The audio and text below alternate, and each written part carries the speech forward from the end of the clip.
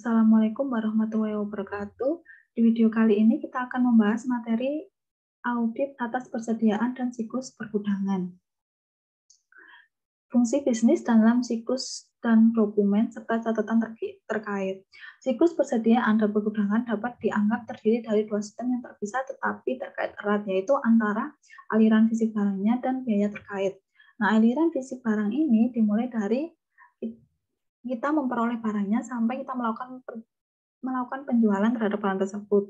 Dan untuk biaya terkait ini terkait biaya harga beli dan harga jualnya. Nah, persediaan ini itu memiliki banyak bentuknya yang bergantung pada sifat bisnisnya. Misal antara perusahaan dagang dengan perusahaan manufacturing.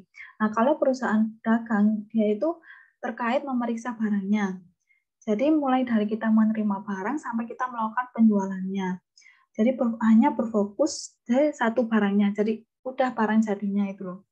Kemudian untuk yang perusahaan manufacturing itu lebih kompleks lagi karena terkait ada biayanya, ada costingnya. Jadi kita menilai bagaimana kita mengalokasikan harga dari barang yang kita produksi itu sesuai. Sudah sesuai apa belum? Dan ada 6 fungsi yang membentuk siklus persediaan dan pergudangan. Ada fungsi yang pertama yaitu memproses pesanan pembelian. Nah, ini itu dimulai dengan akuisisi bahan baku untuk produksi. Dokumen yang terkait dengan fungsi ini yaitu ada permintaan pembelian dan pesanan pembelian. Fungsi yang kedua yaitu menerima bahan baku. Fungsi ini akan melibatkan inspeksi atas bahan yang diterima terkait kuantitas dan kualitasnya. Jadi setelah kita menerima bahan baku, pasti kita akan melakukan inspeksi bahannya itu dari segi kuantitas dan kualitasnya apakah sudah sesuai apa belum. Nah, dokumen yang terkait itu ada laporan penerimaan dan faktur dari vendor. Fungsi yang ketiga yaitu menyimpan bahan baku. Nah, karena kita sudah menerima sesuai kriteria kita, maka bahan baku ini tadi akan disimpan di dalam ruang penyimpanan atau gudang. Dokumen yang terkait dengan penyimpanan bahan baku ini yaitu file induk persediaan perpetual dari bahan bakunya. Fungsi yang keempat yaitu memproses barang. Perusahaan ini akan menentukan item dan kuantitas barang jadi yang akan dibuat berdasarkan pesanan khusus dari pelanggan atau yang sudah kita tentukan sebelumnya. Dokumen yang terkait yaitu ada permintaan bahan baku dan catatan akuntansi biaya. Fungsi yang keempat yaitu barang jadi. Nah, setelah kita melakukan pemrosesan, maka akan udah jadi finish good kan barang jadi. Nah, barang jadi ini tadi akan disimpan di dalam gudang untuk menunggu pengiriman dari penjualannya. Dokumen yang terkait dari penyimpanan barang jadi ini yaitu file induk persediaan perpetual barang jadi dan catatan akuntansi biayanya. Fungsi yang terakhir yaitu kirim barang jadi. Nah, itu berkaitan dengan pengiriman kepada pelanggan, sehingga kan udah melakukan pengiriman, maka persediaan yang ada di gudang akan mengalami pengurangan. Dokumen yang terakhir yaitu dokumen pengiriman. Nah, selanjutnya yaitu file induk persediaan perpetual dan catatan perpetual. File induk persediaan perpetual ini merupakan jenis catatan yang digunakan untuk persediaan yang biasanya mencakup informasi tentang unit persediaan yang diperoleh, dijual, dan yang ada di tangan. Sedangkan yang catatan perpetual terkomputerisasi ini terpisah kemungkinannya dan akan disimpan untuk bahan mentah, barang dalam proses, dan barang jadi. Jadi ini file induk persediaan perpetual ini itu akan berkaitan dengan perusahaan dagang, sedangkan catatan perpetual ini akan berkaitan dengan perusahaan manufacturing. Selanjutnya yaitu aliran persediaan dan biaya, dimulai dari raw materials-nya, direct raw materials, direct labor, dan manufacturing overhead. Nah, ketiganya ini tadi akan dialokasikan sesuai kriteria masing-masing dan akan membentuk work in process. Sehingga dari work in process nanti akan membentuk finished good, yaitu barang yang sudah jadi, kemudian barang yang sudah jadi ini akan siap untuk dijual. Jadi COGS. Nah, raw material dari raw material, direct labor manufacturing sampai WIP ini berkaitan dengan perusahaan manufacturing, sedangkan finished goods COGS ini akan berkaitan dengan perusahaan dagang. Selanjutnya yaitu bagian dari audit persediaan. Audit siklus persediaan dan perdagangan dapat dibagi menjadi 5 kegiatan dalam siklus. Yang pertama yaitu memperoleh dan mencatat bahan mentah, tenaga kerja, dan overhead. Kegiatan ini berkaitan dengan 3 fungsi yang sudah dijelaskan tadi, yaitu terkait pemrosesan pesanan pembelian, penerimaan bahan baku, dan penyimpanan bahan baku. Kegiatan yang kedua yaitu transfer aset dan biaya secara internal. Kegiatan ini berkaitan dengan 2 fungsi yang sudah dijelaskan, yaitu terkait pemrosesan barang dan penyimpanan barang jadi. Kegiatan yang ketiga yaitu mengirimkan barang dan mencatat pendapatan dan biaya. Nah, ini berkaitan dengan 1 fungsi yang sudah dijelaskan, yaitu terkait pengiriman barang jadi. Kegiatan yang keempat yaitu mengamati persediaan secara fisik. Nah, mengamati persediaan secara fisik ini merupakan kegiatan di mana auditor akan mengamati klien atau petugas gudang dalam melakukan perhitungan fisik persediaan. Nah, digunakan untuk apa? Untuk menentukan apakah persediaan yang dicatat itu benar-benar ada atau enggak, atau jangan-jangan fiktif. Nah, auditor akan membuktikannya, tapi dengan cara mengamatinya, bukan menghitung sendiri, melainkan dia akan mengamati si klien atau petugas gudang yang ditunjuk. Kemudian kegiatan yang terakhir yaitu harga dan kompilasi persediaan. Nah, kegiatan ini bertujuan untuk menilai apakah klien sudah mengikuti metode persediaan yang sesuai dengan standar akuntansi yang ditentukan atau menurut kebijakan manajemen. Kemudian metode ini tadi akan dinilai apakah si perusahaan itu melakukannya dengan konsisten apa enggak. Selanjutnya yaitu fungsi dalam siklus persediaan dan pergudangan. Nah, ini tadi berkaitan dengan alur dari inventory. Nah, ini sudah dijelaskan tadi, yaitu fungsinya. Berdasarkan fungsi yang di atas terkait dari pemrosesan pesanan pembelian, menerima bahan baku, menyimpan bahan baku, memproses barangnya, kemudian menyimpan finish good-nya, dan selanjutnya yang terakhir yaitu mengirim barang jadi. Nah, ini beberapa di bawah ini merupakan dokumen yang terkait. Nah, ini sudah dijelaskan tadi di slide atas.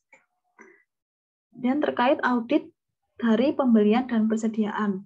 Persediaan ini terdiri dari barang-barang yang akan dijual atau digunakan dalam produksi barang-barang yang dapat dijual. Jadi yang akan dijual berarti kan itu loh, perusahaan dagang, kemudian kalau yang digunakan dalam produksi barang yang dapat dijual ini berkaitan dengan perusahaan manufacturing.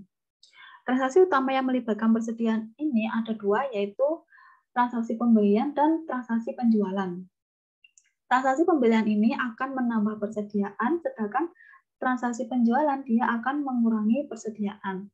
Persediaan umumnya dianggap berisiko tinggi karena yang pertama, penting dalam penentuan pendapatan.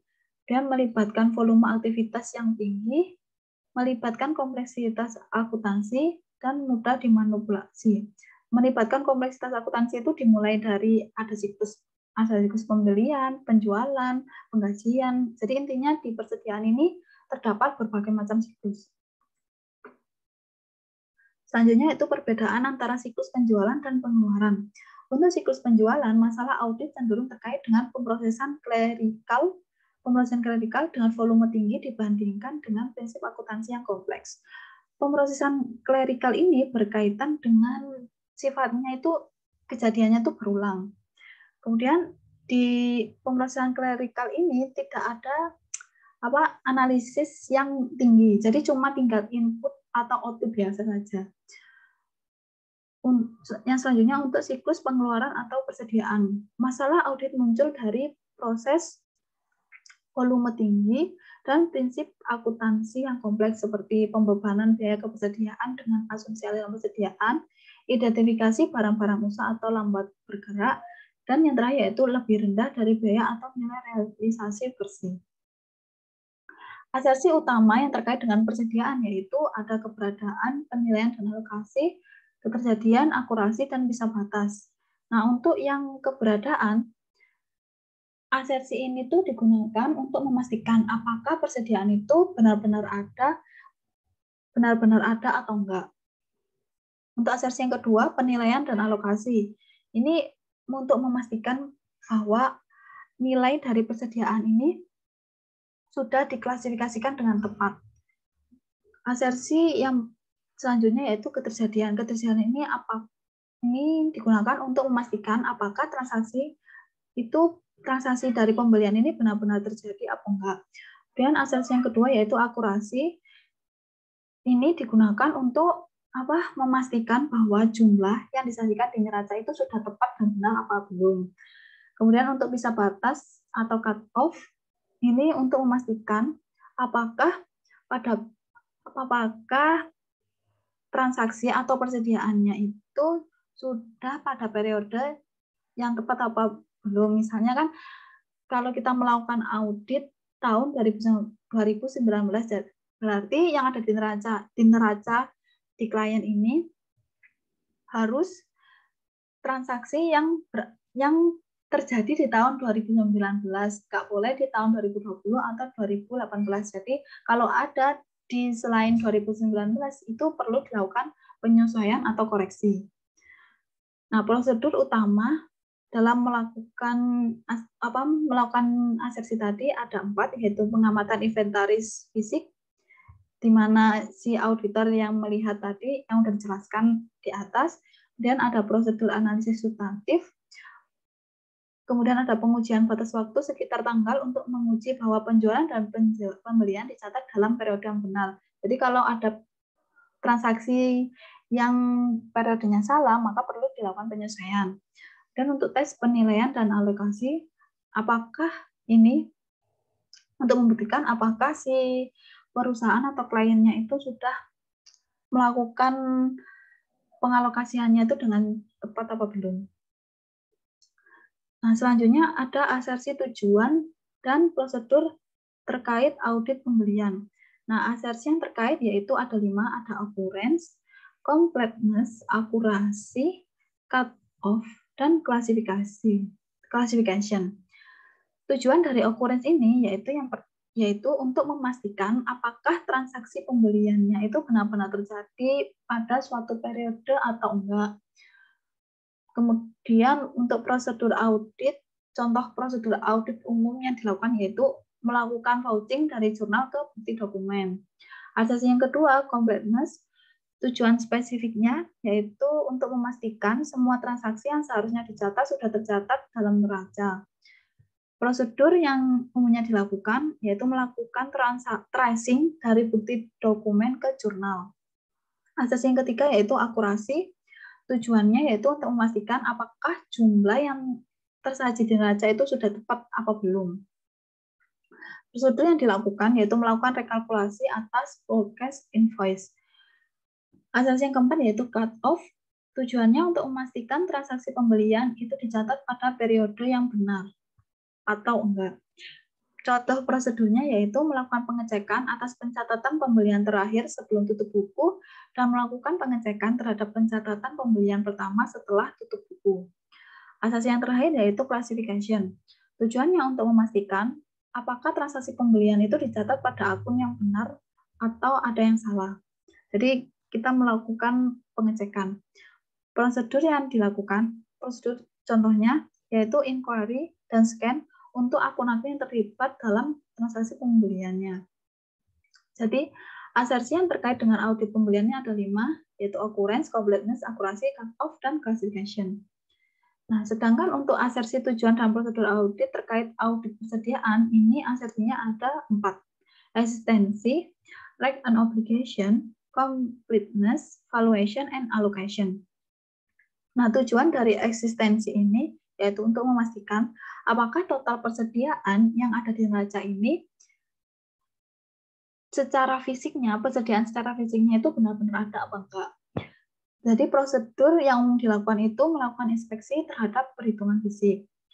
Dan asersi yang kedua yaitu right and obligation. Tujuan spesifiknya yaitu untuk memastikan apakah total persediaan yang ada di neraca memang benar milik klien dan menjadi hak klien apa enggak. Prosedur yang dilakukan yaitu melakukan inquiry mengenai kepemilikan kepada klien. Assessing ketiga yaitu completeness. Tujuannya yaitu untuk memastikan apakah total persediaan yang ada di neraca ini sudah termasuk semua persediaan yang berada di gudang maupun yang masih dalam proses pengiriman atau transit. Jadi seluruh persediaannya itu sudah dicatat apa belum. Prosedur yang terkait yaitu melakukan inspeksi perhitungan fisik. Asersi yang selanjutnya yaitu valuation and allocation. Tujuannya yaitu untuk memastikan apakah total persediaan di neraca itu disajikan secara tepat atau enggak. Prosedur yang dilakukan umumnya yaitu melakukan prosedur analisis dan observe physical inventory. Jadi 4 asersi ini tadi merupakan dari audit persediaan. Terkait selanjutnya yaitu terkait pemeriksaan fisik. Daftar berikut menyoroti beberapa poin yang sering disalahpahami tentang pengamatan fisik persediaan. Itu yang pertama, perhitungan fisik persediaan. Perhitungan fisik persediaan oleh klien ini adalah aktivitas pengembalian. Kemudian auditor menggunakan kombinasi antara observasi, wawancara, dan pemeriksaan fisik dalam melakukan audit.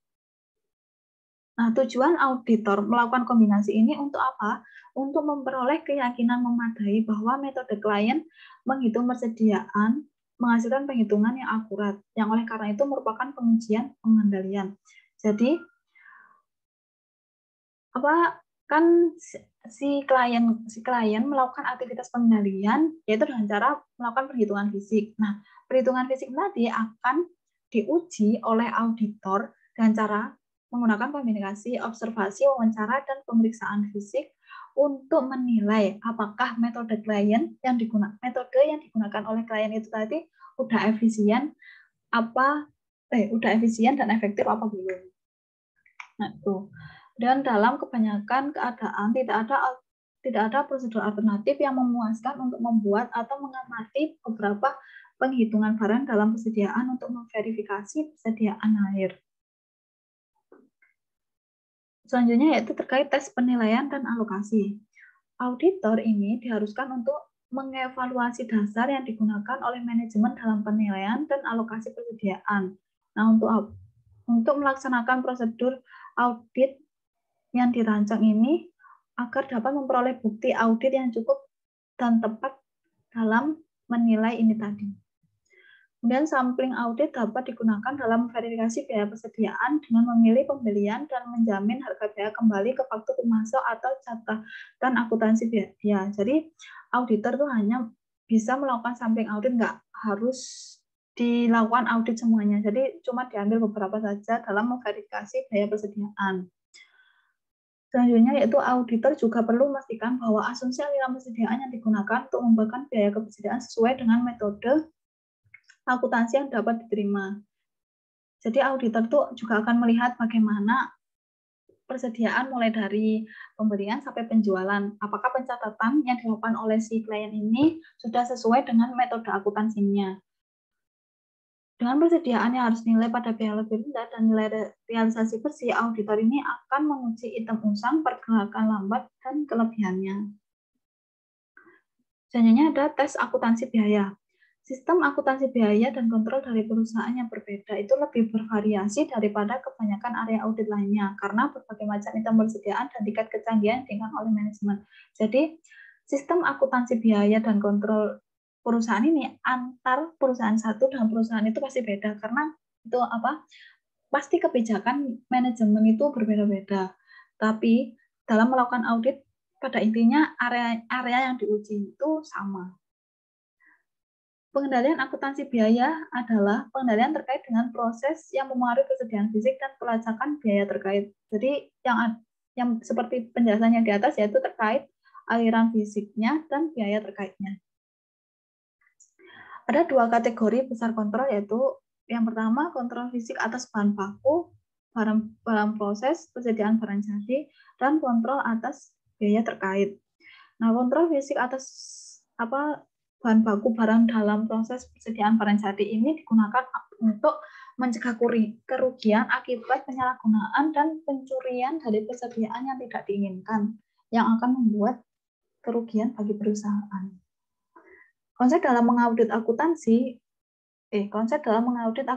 biaya persediaan tidak berbeda yang dibahas untuk siklus transaksi lainnya. Jadi mengaudit dari akuntansi biaya persediaan ini hampir sama dengan siklus transaksinya seperti siklus pembelian dan penjualan atau yang lain-lain. Auditor memperhatikan 4 aspek akuntansi biaya, yaitu yang pertama kontrol fisik atas inventaris, dokumen dan catatan untuk mentransfer inventaris, file induk inventaris abadi, dan catatan biaya unit. Untuk kontrol fisik atas inventaris ini, dia akan melakukan kontrol terhadap bahan baku, barang dalam prosesnya, dan barang jadi yang terbatas pada observasi serta inquiry-nya. Dan untuk dokumen dan catatan untuk mentransfer inventaris, dia ini akan memverifikasi transfer persediaan dari satu lokasi ke lokasi lainnya, itu udah dicatat apa belum. Kemudian untuk file induk inventaris abadinya, itu berkaitan untuk mempengaruhi penetapan waktu dan luas pemeriksaan fisik persediaan oleh auditor. Dan yang terakhir yaitu mengenai aspek catatan biaya unit. Ini digunakan untuk menilai keakuratan data biaya bahan baku, tenaga kerja langsung, dan FOH-nya. Nah, sekian penjelasan untuk audit atas persediaan dan siklus pergudangan. Sekian, terima kasih. Wassalamualaikum warahmatullahi wabarakatuh.